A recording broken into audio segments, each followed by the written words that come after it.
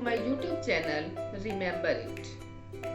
जैसा कि आपको पहले ही बता दिया गया था, जब हमारा रिटन वर्क स्टार्ट होने लगा था आपको बता दिया गया था कि हम लोग हिंदी का कॉन्सेप्ट, हिंदी के वर्क को हम लास्ट में लेते हैं बिकॉज हिंदी कंपैरेटिवली डिफिकल्ट होती है। तो हिंदी के कॉन्सेप्ट हम बाद में लेते हैं क्योंकि तब तक जो है बच्चा कर्व भी बनाना सीख चुका होता है, हाफ कर्व, उल्टा कर्व, स्टैंडिंग, स्लीपिंग, स्लैंटिंग, और उसकी पेंसिल पर ग्रिप भी बन चुकी होती है। तो हिंदी के वर्ण बनाना थोड़ा सा उस बच्चे के लिए आसान हो जाता है।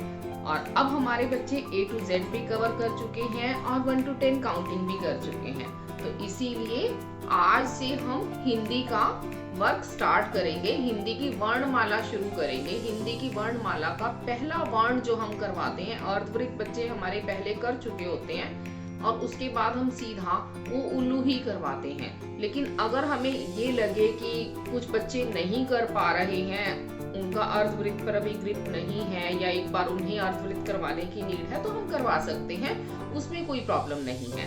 अदरवाइज में नॉर्मली बच्चे A to Z अगर कर चुका है, 1 to 10 कर चुका है, तो उसके लिए उल्लू करना बहुत आसान है। तो आज हम सबसे पहले उल्लू और फिर ऊन करवाएंगे, क्योंकि जैसा हमने मैथ्स में करवाया 1, 4, 7 जो इजी होते हैं वो पहले करवाए, ऐसे ही इंग्लिश में भी ILTFH ये हमने पहले करवाए।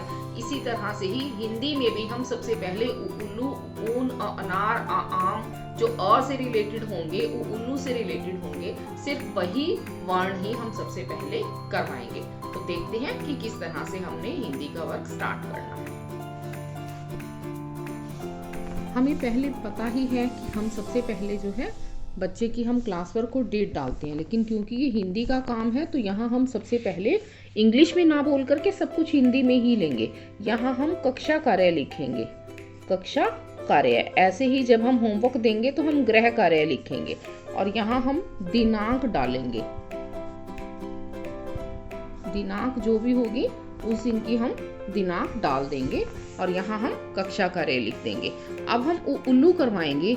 अब बच्चे को हम ये कहेंगे कि ऊपर वाली डॉट पर पेंसिल रख के यस शाबाश, गोल घुमाओ, गोल घुमाओ, अर्धवृत्त बनाओ, वे यस, बीच वाली डॉट से टच कर दो, शाबाश। जैसे 3 बनाते थे ना, 3 में कर्व करते हैं, उसी तरह से कर्व कर दो, yes, very good, good good. अब ऊपर ले आओ, ऊपर वाली डॉट से टच करो, यस। ये क्या है? उल्लू। अब हमने यहाँ पर पिक्चर बनानी है। पिक्चर बनानी अगर कोई किसी के लिए इजीली है तो वो बना सकता है, अदरवाइज में स्टैम्प्स अवेलेबल होती हैं, हम लोग यहाँ पर स्टैम्प भी लगा सकते हैं। नहीं तो हम ऑरल जब हम पहले स्टार्ट करवा ही देते हैं, कोई भी रिटन वर्क स्टार्ट करने से पहले, तो ऑरल में हम बच्चे को बुक्स में या चार्ट्स के माध्यम से भी हम बच्चों को वर्णमाला की पिक्चर्स के थ्रू पहचान करवा सकते हैं। तो ये भी दिखा सकते हैं कि ये उल्लू है, ऊ से उल्लू रात को जागे, दिन निकले तो डर कर भागे। कविता पंक्तियां भी हम पहले ही स्टार्ट करवा देंगे, है ना। ऊ से उल्लू रात को जागे, दिन निकले तो डर के भागे। अब हम क्या करेंगे, यहाँ उल्लू बना दिया, यस, वेरी गुड, शाबाश, वेरी गुड, यस। यहाँ भी ऐसे बनाओ, उल्लू, उल्लू। देखना, इस समय में जब आप उल्लू करवाएंगे तो बच्चे की राइटिंग बहुत अच्छी आएगी, क्योंकि उसकी ग्रिप बन चुकी है पेंसिल पकड़ने की और वो पहले कर्व बनाना सीख चुका है। सेम चीज हम हिंदी में होमवर्क में भी दे देंगे। और अगले ही दिन हम क्या करेंगे कि ऊन बना देंगे। ऊन की हम पिक्चर बना सकते हैं। ऊन हम बच्चे को कह सकते हैं कि देखो, जो आपके मम्मा या नानी या दादी घर में ऊन की स्वेटर बनाते हैं वो हमें शीप से मिलती है, वो ऊन होती है। तो ऊन, ऊन। आप ये चीज का ध्यान रखिएगा कि उल्लू होता है और ऊन होता है। इसी से ही बच्चों को मात्राओं का ज्ञान भी साथ के साथ होता रहेगा कि छोटा उल्लू होता है, उल्लू, ऊन। बच्चे को ऑरल में भी ऐसे ही करवाना है और नेक्स्ट डे हम उल्लू और ऊन का एक साथ में होमवर्क दे सकते हैं। इस तरह से बच्चा उल्लू और ऊन 2 दिन में सीख जाएगा। कुछ जो बेसिक पॉइंट्स हैं वो हमने पहले की वीडियोस में भी बताए हुए हैं ही, कि जो भी हम रिटन वर्क करवाते हैं उसको 3 और 4 और 5 डेज पहले हम लोग ऑरल में करवाना शुरू कर देते हैं। तो ऑरल में हम कविताएं तो करवाते ही हैं, तो ऐसे ही हमें पता है कि अब हमने नेक्स्ट मंडे से या 4 डेज के बाद हमने उल्लू और ऊन स्टार्ट करना है, तो हम बच्चे को कक्षा में उल्लू और ऊन की कविता पंक्तियां करवा सकते हैं, जैसा कि ऊ से उल्लू रात को जागे, दिन निकले तो डर कर भागे। ऊ ऊन है, ऊ से ऊन लाई नानी मेरी टोपी बुंदो नानी, ऊ से ऊन लाई नानी मेरी टोपी बुंदो नानी।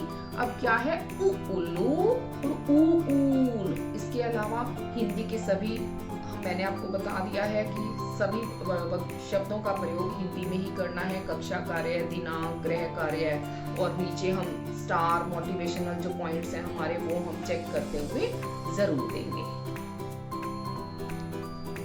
इस चीज का ध्यान रखिएगा कि बच्चों का हिंदी की राइटिंग में बेस बनाना बहुत जरूरी होता है, क्योंकि हिंदी की राइटिंग अगर अच्छी नहीं बने, एक बार अगर वर्णों की बनावट में सही वर्णों की बनावट बच्चे सही से ना सीख पाए, ना कर पाए, तो हमेशा के लिए ही बच्चे की राइटिंग जो है वो पुअर हो जाती है। तो प्लीज बच्चे की राइटिंग का बहुत ज्यादा ध्यान रखें हिंदी में। तो आज की वीडियो में हमने किया है ऊ उल्लू और ऊ ऊन। अपने बच्चों को इस वीडियो के माध्यम से ऊ उल्लू और ऊ ऊन हिंदी का बेसिक जरूर करवाइएगा। अगर कोई कमी लगे या आपको कैसी लगी है वीडियो, आप प्लीज कमेंट के थ्रू जरूर बताइएगा। वीडियो को लाइक जरूर करिएगा, और अगर सब्सक्राइब नहीं किया है चैनल को, तो प्लीज चैनल को सब्सक्राइब करना नहीं भूलिएगा। मिलते हैं अगली वीडियो में, तब तक के लिए कीप लर्निंग, कीप ग्रोइंग।